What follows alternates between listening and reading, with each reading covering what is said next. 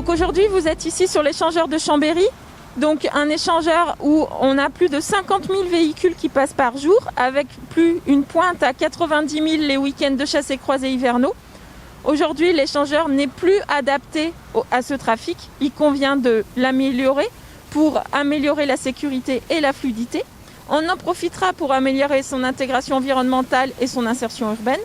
Et donc le principe qui a été retenu, c'est de créer une nouvelle bretelle vers Annecy pour dissocier les flux et éviter que les flux Chambéry vers Annecy ne passent par la barrière de péage existante. La suppression du parking central de la barrière de péage, puisqu'aujourd'hui ce parking permet effectivement tous les mouvements, mais dans une situation très dangereuse, puisqu'on a des cisaillements de flux, etc. Donc on va venir créer du parking de covoiturage en latéral de la barrière de péage.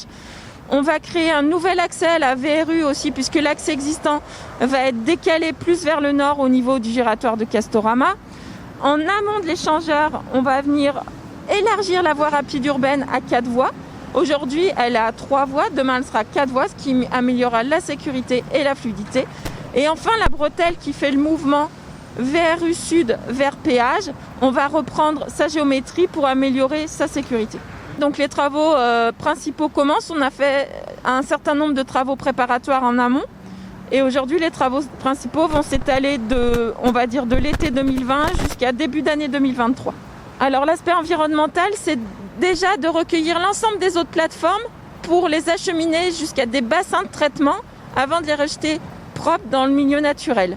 Il y a aussi toute une démarche d'éviter, réduire, compenser qui a été mise en place pour tout ce qui est faune et flore. Donc quand vous vous promenez sur le chantier, vous voyez qu'il y a notamment des barrières à batraciens pour éviter que les batraciens ne viennent sur le chantier pour s'y faire écraser.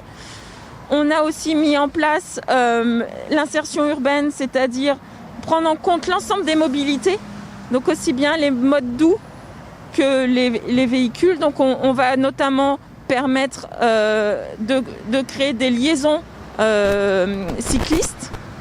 On va aussi profiter de ce projet pour améliorer l'intégration urbaine avec la réalisation de fresques à différents endroits du chantier pour éviter les tags inopportuns.